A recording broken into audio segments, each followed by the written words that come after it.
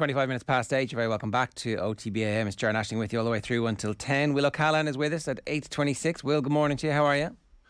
Yeah, good. In a pretty reasonably good mood. Reckon I've got these hurling rankings nailed down, and watched one of the best games of hurling last night that we've seen all year so far between Clare and Tipperary. Remarkable minor final in Munster, which was finished with a pretty exciting penalty shootout as well. Right. It has divided opinion, it's fair to say. It sure has.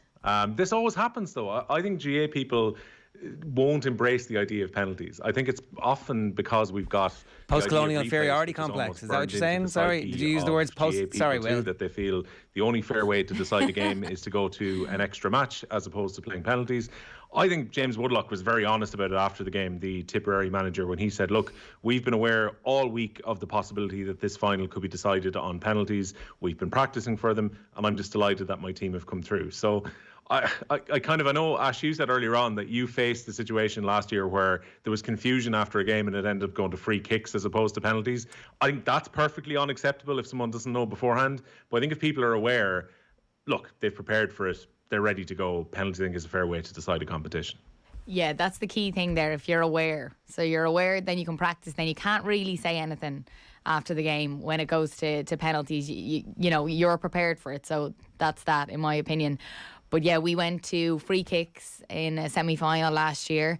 We never expected to go to free kicks. I've never seen it even being done before. I know they brought it in the men's game at one stage. I don't know if it was just club championship, but they got rid of it as quick as. And the way they actually decide if they're going to do it is the county board decides before the game. But we didn't know as a team. So we went to extra time, and it was still a draw after extra time. And then they said, okay, nominate 5 kickers to take these free kicks. And like, we had young girls being like, no chance. Like, they were running away from the ball. Which one did you take?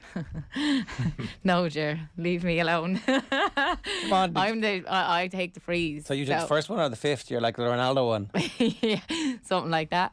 Which one did you take? Mo Salah over here.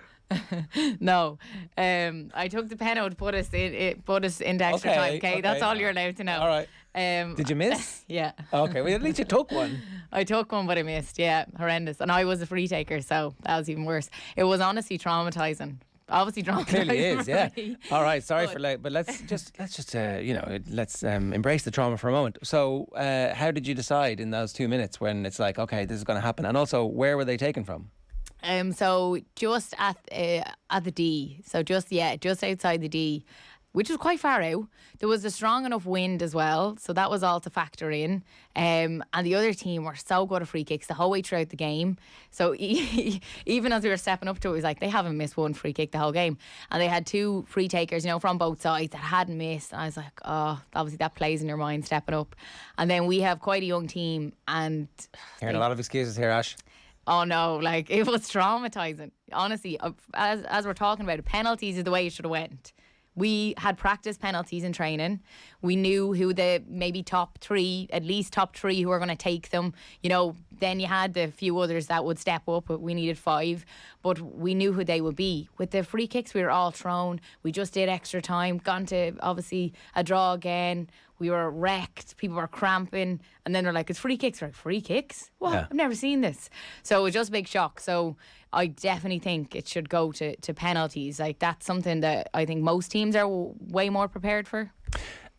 Will O'Callaghan last night tweets, penalties aren't cruel at all when teams are well aware in advance that the game could be decided by them and that they've been preparing for them. Angry producer Mick very quickly in a couple of hours later. Do you not find it strange? A couple of hours. It was like 3 a.m. when he tweeted this. Do you not find it's a strange thing to literally just lift a tiebreaker from another sport? It doesn't even make sense for GAA, where goals aren't the only way to score. Very lazy solution. And then Mick Foley of the Sunday Times, well, 100 plus years ago there was a rule that allowed lads to settle their differences with an hour wrestle rather than blighting a match with a brawl.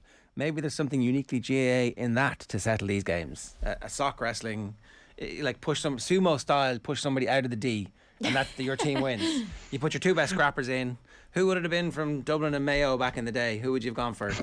So Philly and who? Mayo, Jeannie Mac, Lee McHale. Lee McHale definitely would be there. You can't celebrity grandfather somebody in. This isn't Celebrity Deathmatch. Somebody from the game. Maybe you have Connolly, I don't know. You want somebody with a low centre of gravity. Yeah. It's a goal. It's Conor Callahan. Or do you, or do you want someone like Aidan O'Shea who kind of has that bit of height and strength about him as well? He'd be a difficult guy to fight. Yeah. Okay, we did get on a Tomas O'Shea tangent there. So you think penalties are good, they're grand, we should all get on with it? Look, I appreciate the point, Jared, that some people made, and Anthony Daly, the former Clare captain, was one who made it very well, which is that it's difficult for 16-year-olds to be stepping up to take penalties in a provincial final. Now, the point to the side of that is, like, whether it's on TV or not is kind of irrelevant, and you want these games to be publicised, so that's just part and parcel of playing at this level. And it is character building for young people to play in a pressure situation like this. And I'm sure that they take penalties at probably every single training session. It's the last thing that you do. And look, it also last night, the fact that there was no replay, both these teams advanced to the All-Ireland series. So Tipperary is provincial champions, and their goalkeeper, what a hero, to save 2 in the shootout and to score his penalty even at the second attempt last night. But they go straight to an All-Ireland semi-final. Clare go into the round robin with Galway and the losers of Monday's Leinster final between Offaly and Laois. So the year isn't over for Clare. I'd actually be surprised if Clare don't get back to an All-Ireland final. They were really, really good last night, played particularly well in extra time. But Tipperary will feel maybe they should have had it wrapped up before that extra minute was played on where Clare got the equaliser. So really good game. Penalties is a fair way to decide it. And I wouldn't be surprised if it's tipping Clare in the All-Ireland final again. All right, so it literally is not the end of the world, or metaphorically either. So let's get into these rankings then. Yeah, all right. We'll start off with 24 through to 19 then. No great surprises with not a huge amount of change here. So Wicklow have already been relegated from the Christie Ring. I was tempted to potentially put Roscommon, who were going really well in the Lorimar, up into 24th. They could well do by our next ranking update. Donegal, who are joint top in the Lorimar table, are in at 23rd. Then you're looking at the Christie Ring teams. So London at 22nd. Slight drop. They were 21st last time round. They've been replaced by Sligo, who are contesting with Mayo to try and get to the final of that competition. Mayo in at 20th. Meath, who've been relegated from the Christie Ring, are on the verge of doing so in 19th. Derry in 18th place, and then just above them are Kildare in 17th. Kildare having booked their place in the Christie Ring Cup final after they got their Naas players back. They stayed in Division 2 of the league, and now they've got themselves into the Christie Ring final and will probably be favourites to go up to the Joe McDonagh for next year. So that's how we're looking on slide number 1. We can spin on to the next one. Yep, so moving along then into our top 16 then. You've got a Carlow team who've had very kind of indifferent results so far in the Joe McDonagh Cup. Gave Antrim a really good rattle last time out, but have lost their other games, so they're not really in contention at the moment to qualify for the finals, so they come just inside the top 16. You've got Kerry and Down just above them. So I think there's been a slight switch in places after Down's defeat against Offaly, which has seen Offaly go back up to 13th place with Kerry just behind them. Those two teams meet in the Joe McDonagh Cup in Tralee in what's effectively feels like a semi-final this weekend. Antrim are on the verge of qualifying for the competition's final. Whoever wins in Tralee is going to be really well placed to follow them into it. But Down technically aren't totally out of the competition despite that defeat against Offaly. They'd have to win their last 2 games and hope that results go their way. And then you've got Westmeath rounding off the top 12, who are still awaiting a win in the Liam McCarthy Championship since coming back up from the Joe McDonagh. But their most important game is not this Saturday, where realistically they're going to lose out to Wexford, but it's their game away to Laois to see who stays in the Leinster Championship next Saturday that's going to define their season. So then we move into the top rankings in the table. We've got Antrim in 11th place. They're basically into the McDonagh Cup final. They've been very impressive. We're able to qualify for that final despite not having their star player Neil McManus for the start of Championship. Beat Offaly in the first round, which set up the platform for them. They do still have to play Kerry in the group stage of this competition, but Antrim are very well placed to qualify. Laois in 10th place. They've had a difficult summer with the injuries that they've had to sustain. They played very well against Dublin. Remember, we spoke about this on the last update, but then since then they've had to play against some of the really top teams, like Wexford put 6 goals past them last time out, and really their focus after the Galway game this coming Saturday is that match against Westmeath. Then perhaps the most eye-catching one, we've got 2 Munster teams who've fallen way down the table after their defeats at the start of the round robin. Tipperary are down to 9th place, which I'm sure I'm going to get pelters for, given that they were ahead against Limerick after an hour at the weekend. But Tipperary's fall really comes from the last ranking that we did, where Tipperary were very poor in their game against Clare. They're effectively out of contention to qualify in the Munster Championship with a couple of weekends to go, so they slipped down to 9th place. Okay, let's get to the most important. Here's the top 8. Just in time. Hank decides to get annoyed about Tipperary's placing in the table. In 8th place are Cork, who were the big fallers. They were in 3rd place last time that we chatted. League finalists of this year. All-Ireland beaten finalists from last year.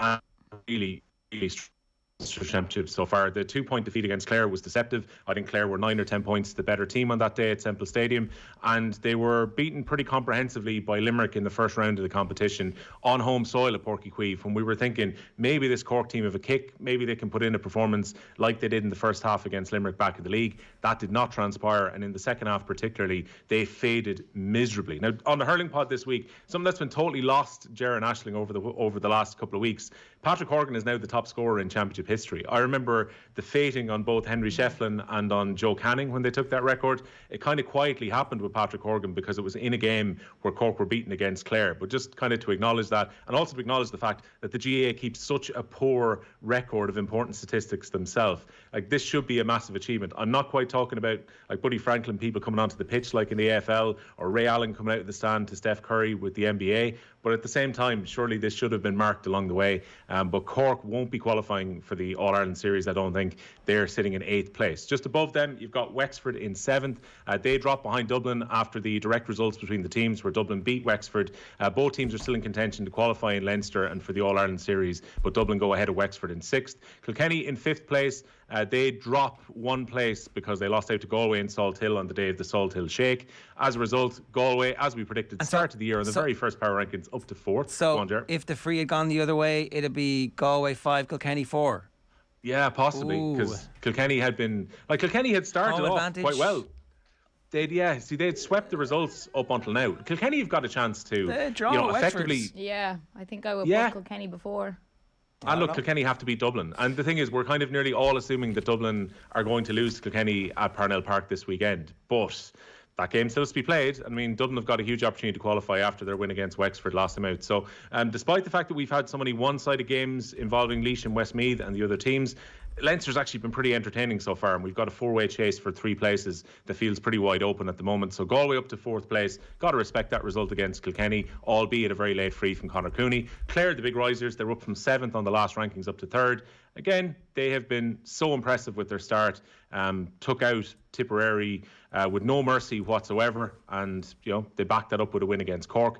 Clare go to Limerick this weekend, perhaps with a Limerick team who won't have Cian Lynch, and given how Clare have started, they probably should have won when they played in Ennis back in the League 2. The Clare might feel that at Cusack Park this weekend they can get a result against the All-Ireland champions. The only one thing is, I think Limerick, with the way that they played against Tipperary, will still be going reasonably full tilt when they go to take on their neighbours this weekend. That's the match of the weekend on Sunday. But if Clare were to take that, they have to give serious consideration about going into the top 2. The top 2, Waterford, the league champions, they haven't played because they had a break last week after their loss against Limerick, but they pushed Limerick closer than they have in the last 3 years in that game at the Gaelic grounds.